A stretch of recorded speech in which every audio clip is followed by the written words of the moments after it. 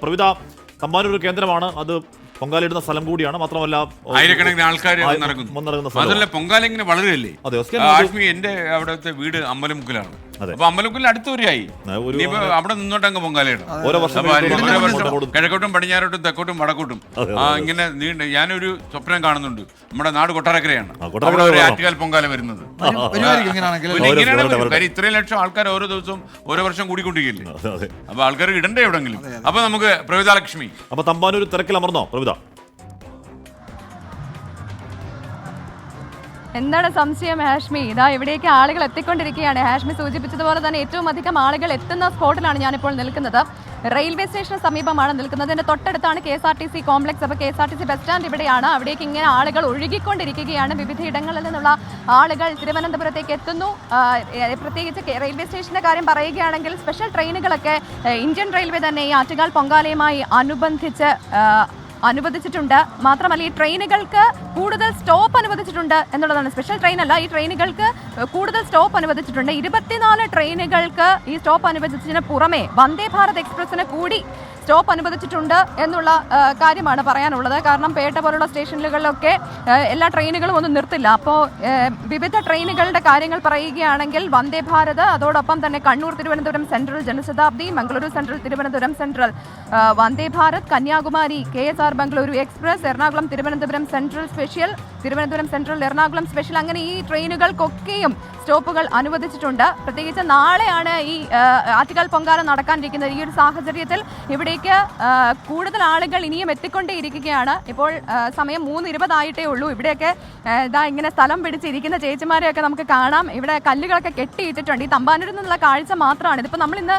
അല്പസമയം മുൻപാണ് ഇവിടേക്ക് എത്തിയത്. നമ്മൾ വരുന്ന വഴിക്ക് കണ്ടു മണ്ണന്തലയിലൊക്കെ സമാനമായ രീതിയിൽ ഇഷ്ടികകൾ അടുക്കി സ്ഥലം പിടിച്ച് പേരെഴുതി വെച്ചിരിക്കുന്നതൊക്കെ നമ്മൾ കണ്ടു. അപ്പം മണ്ണന്തല കഴിഞ്ഞും ഇനിയും നീളാൻ തന്നെയാണ് സാധ്യത. ഇവിടെ കുറച്ച് ചേച്ചിമാരിപ്പുണ്ട്, അവരോട് നമുക്ക് ചോദിക്കാം. ചേച്ചി, എന്താ പേര്? ശാസ്താംകോട്ടെ. എന്താ പേര്? സരസ്വതി. ശാസ്താംകോട്ടയിൽ നിന്നാണ് വരുന്നത്. എല്ലാ വർഷവും വരാറുണ്ട്? എല്ലാ വർഷവും വരാറുണ്ട്, ഒരുപാട് വർഷങ്ങളായിട്ട് വരാറുണ്ട്. ഇവിടെ തന്നെ സ്ഥലം പിടിച്ചത്? ഇവിടെ തന്നെ നമുക്ക് പോകാനുള്ള സൗകര്യവും പിന്നെ നമുക്ക് കുറച്ചുകൂടെയൊക്കെ അമ്പലം ഉണ്ടെടുത്ത്, അപ്പോൾ അതൊക്കെ വെച്ചും കൊണ്ട് നമ്മൾ ഇവിടെ തന്നെ നോക്കി. നിങ്ങളെല്ലാം ഒരുമിച്ചാണോ വന്നേ?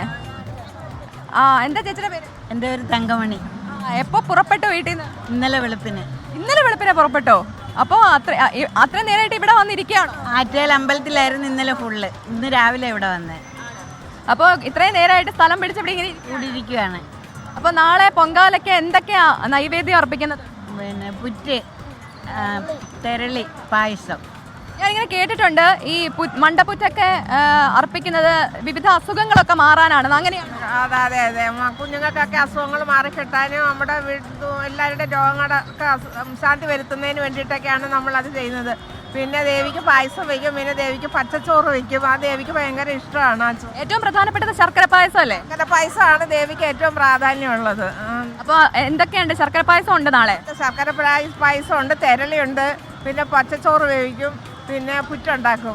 അപ്പം ഇത്രയധികം സാധനങ്ങളെല്ലാം കൊണ്ടുവന്നിട്ടുണ്ടോ? കൊണ്ടുവന്നിട്ടുണ്ട്, എല്ലാം കൊണ്ടുവന്നിട്ടുണ്ട്. നമ്മുടെ കുഞ്ഞുങ്ങൾക്ക് വേണ്ടിയിട്ട് ചെയ്തിട്ട് നമുക്ക് അതിൻ്റെ എല്ലാ ഗുണങ്ങളും ദേവി തന്നിട്ടുണ്ട്.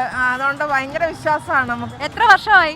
ഞാൻ 20 വർഷം കൊണ്ടിടുന്നത്. എൻ്റെ കുഞ്ഞുങ്ങൾ പഠിച്ചുകൊണ്ടിരുന്ന സമയത്താണ് ഞാൻ പൊങ്കാല ഇടാൻ തുടങ്ങിയപ്പോൾ കുഞ്ഞുങ്ങളെല്ലാം പഠിച്ച് അവർക്കെല്ലാം സർക്കാർ ഉദ്യോഗം കിട്ടി. അവരുടെ വിവാഹം കഴിച്ച ഭാര്യമാർക്കും സർക്കാർ ഉദ്യോഗം കിട്ടി. നല്ല മക്കളെല്ലാം നല്ല വീട് വെച്ച് എനിക്ക് ഒരുപാട്. ഓക്കെ, അങ്ങനെയാണ് ഇവരുടെയൊക്കെ വിശ്വാസം. വലിയ വിശ്വാസമാണ് എന്നാണ് ഈ ചേച്ചിമാരെല്ലാം പറയുന്നത്.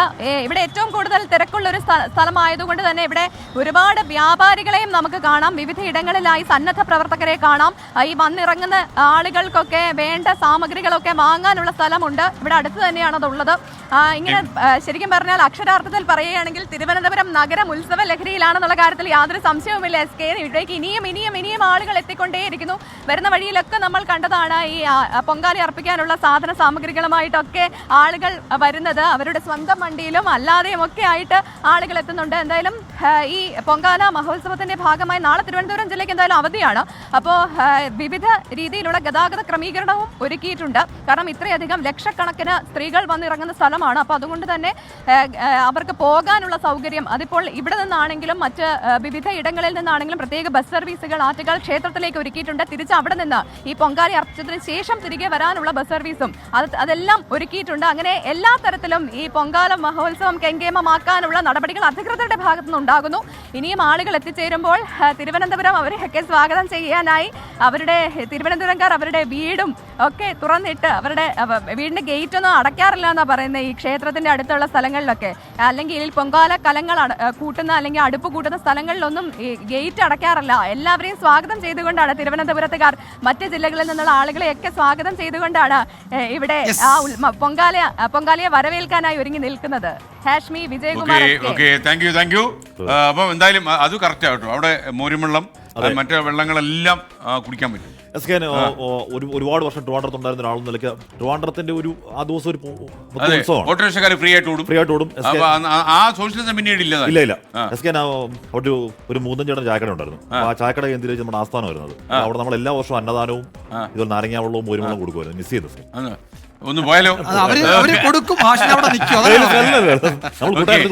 ഇതിൽ മുഖ്യമന്ത്രി ഇപ്പോൾ പറഞ്ഞിട്ടുണ്ട്, ഈ വർഷത്തെ ആറ്റുകാൽ പൊങ്കാല ഒരു അവിസ്മരണീയ അനുഭവമാക്കി മാറ്റാൻ എല്ലാവരുടെയും സഹകരണം അഭ്യർത്ഥിച്ചുകൊണ്ട് അദ്ദേഹത്തിന്റെ ഒരു ഫേസ്ബുക്ക് പോസ്റ്റ് ഉണ്ട്. ഈ ക്രമീകരണങ്ങൾ പാലിക്കണം, അപ്പോൾ ഈ സർക്കാർ ഇപ്പോൾ അധികൃതർ നിർദ്ദേശിക്കുന്ന കാര്യങ്ങൾ പാലിക്കണം, അതൊക്കെ ഒരുക്കങ്ങളൊക്കെ വിലയിരുത്തിയിട്ട് അദ്ദേഹം ഒരു FB പോസ്റ്റ് ഇട്ടിട്ടുണ്ട്.